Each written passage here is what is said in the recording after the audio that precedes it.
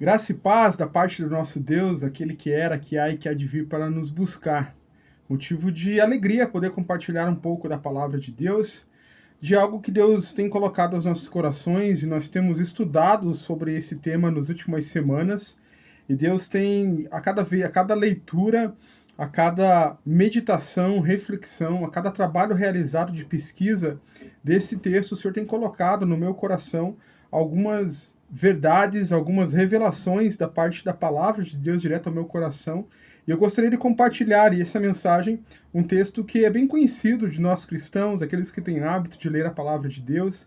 E eu gostaria de compartilhar algo que o Senhor colocou no meu coração nessas semanas, né, onde nós estivemos estudando esse texto, e que possa ser proveitoso, edificante também para a sua vida.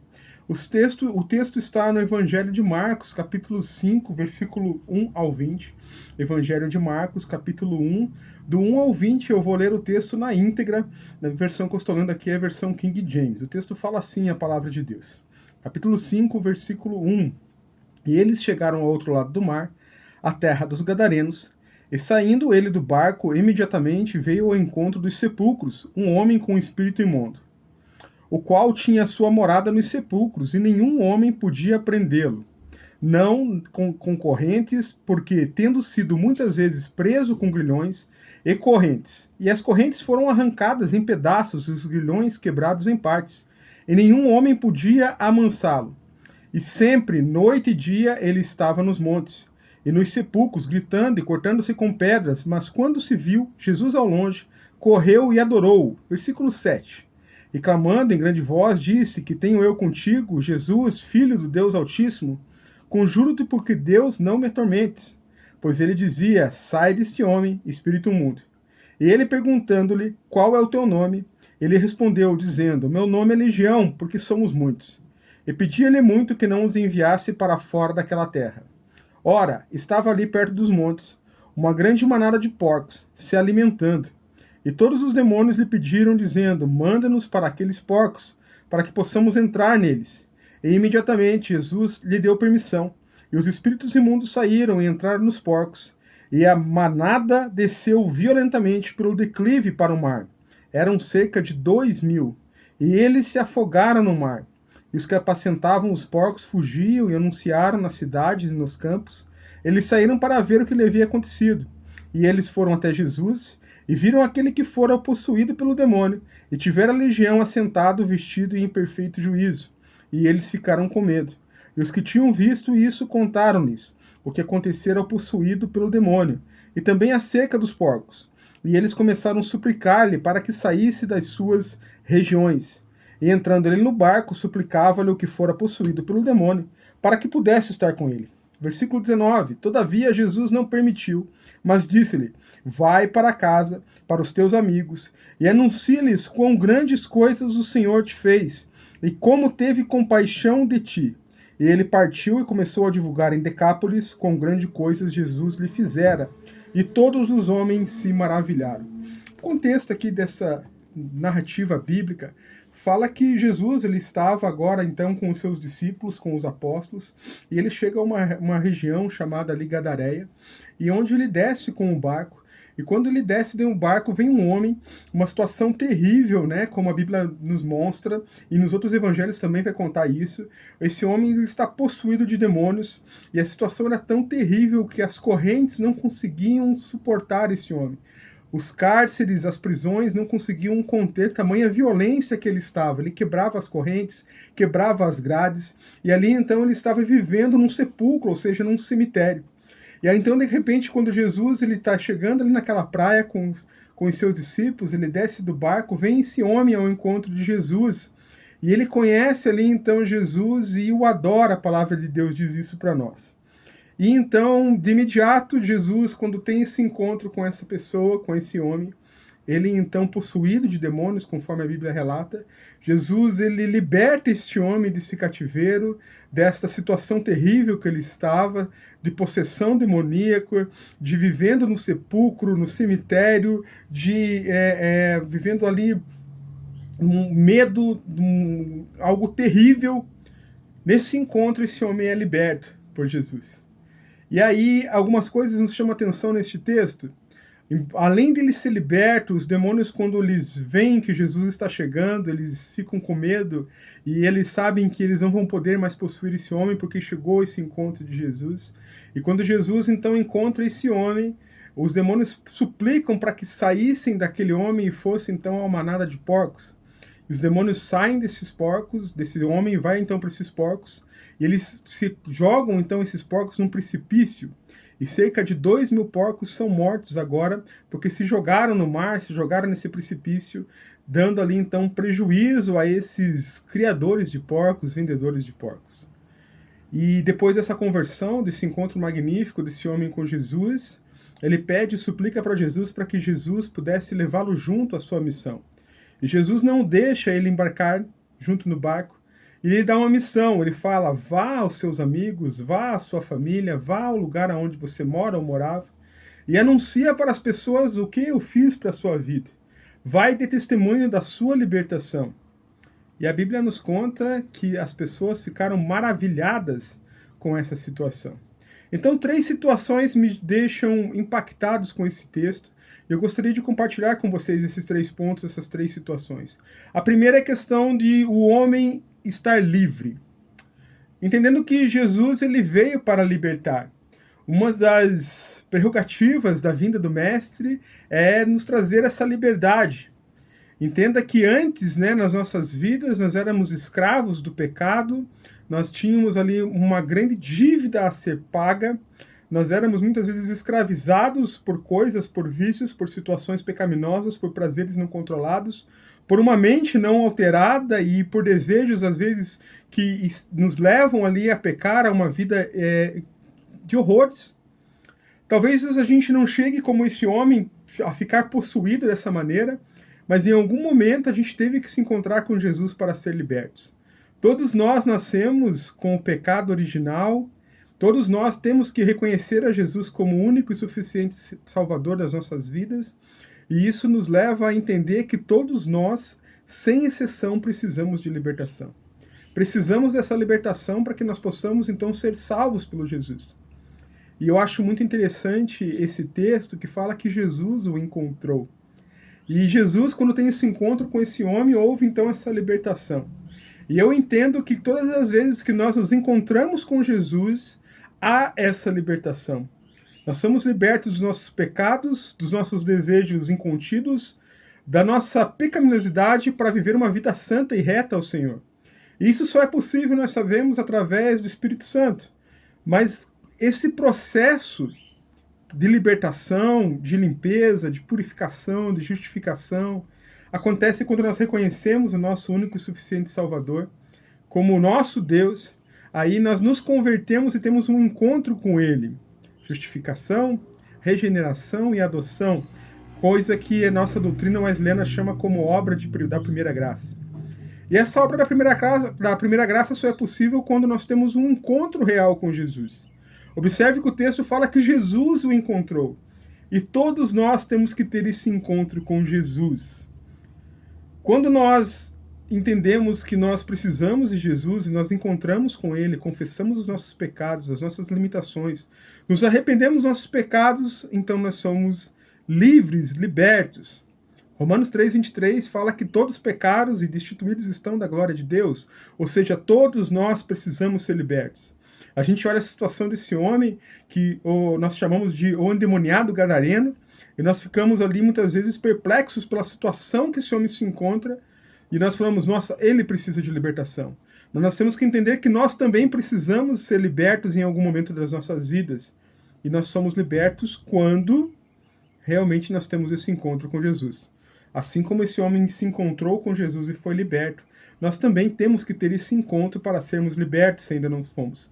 E se somos libertos, foi porque um dia nós encontramos com Jesus. O segundo ponto que me chama a atenção nesse texto é que quando os demônios eles vêm se acuado com a presença do Mestre, e agora eles imploram para Jesus para poder sair dali e entrar nesses porcos.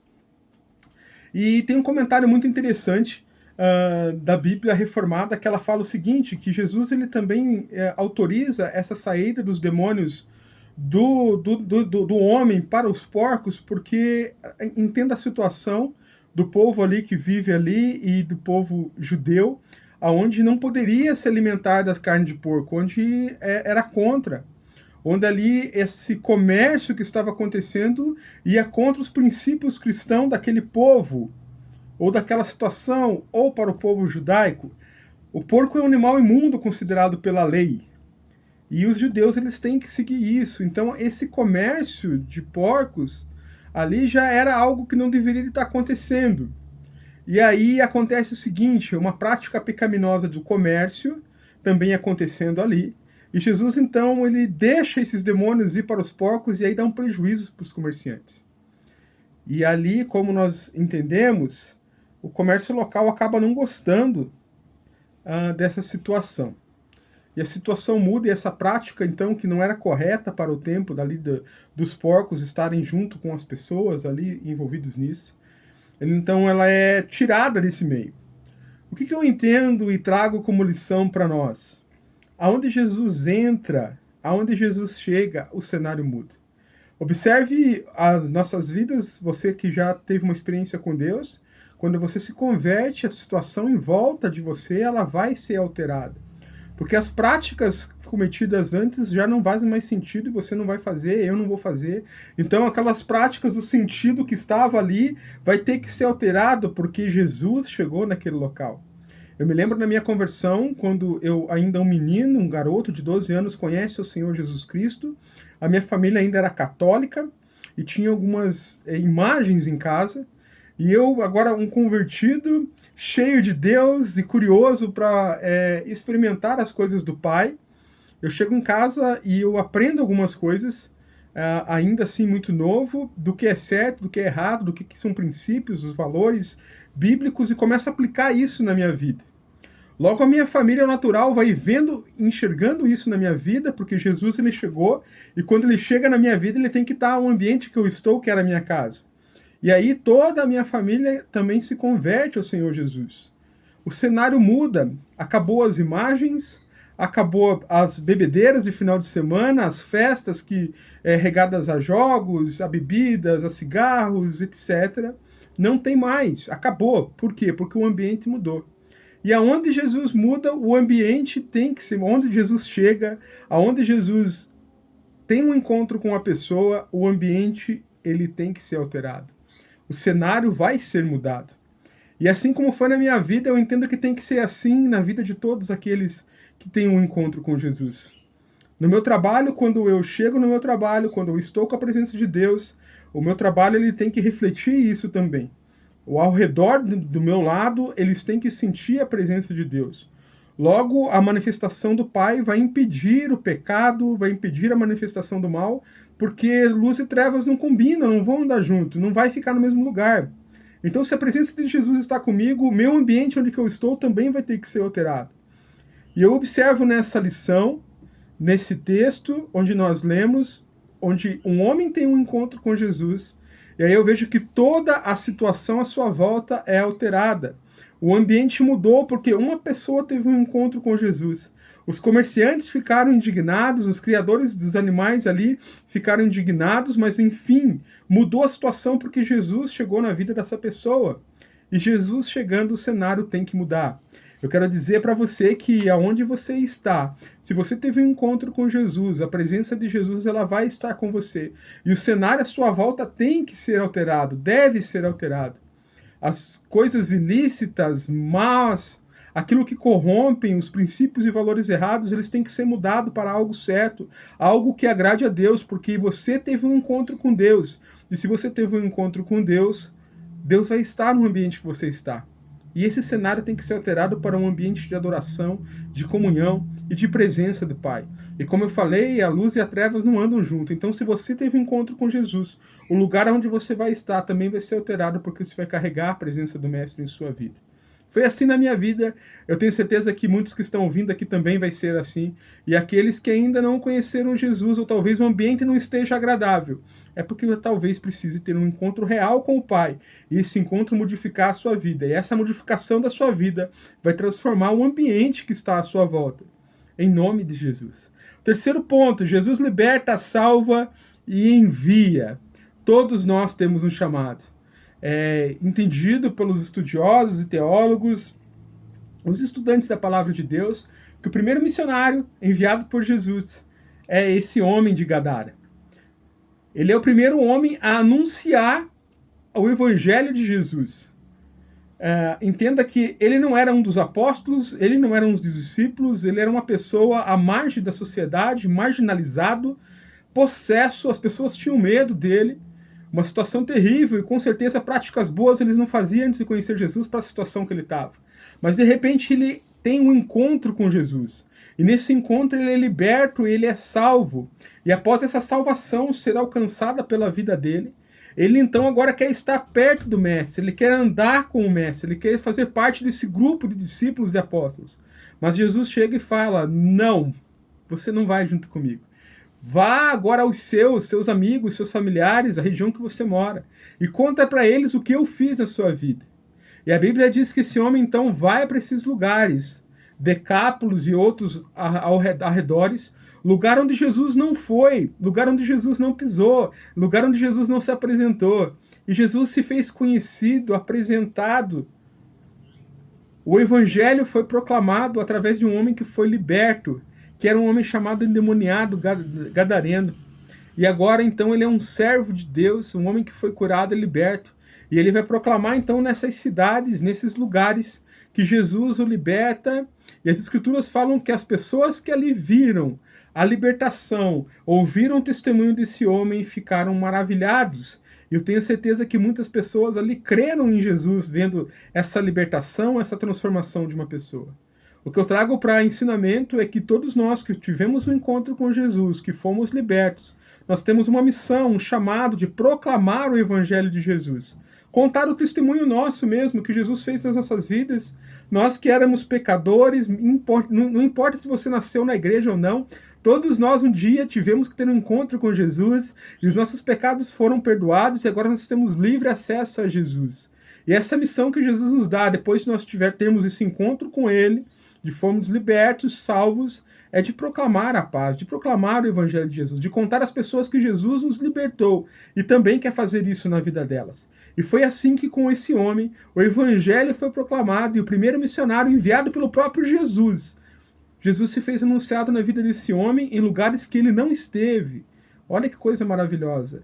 E muitas vezes agora nós temos essa missão, lugar onde Jesus não estava, não chegou ainda, talvez as igrejas não puderam estar lá, talvez os filhos de Deus não conseguiram chegar lá, mas nós estamos lá para proclamar o evangelho da salvação, para proclamar a Jesus, aquele que cura, aquele que liberta, que restaura, aquele que nos libertou dos pecados, das amarras do inimigo, e que um dia nós vamos morar com ele no céu. Todos nós temos um chamado, assim como esse homem. Quando nós encontramos com Jesus, nós somos libertos, nós temos uma missão.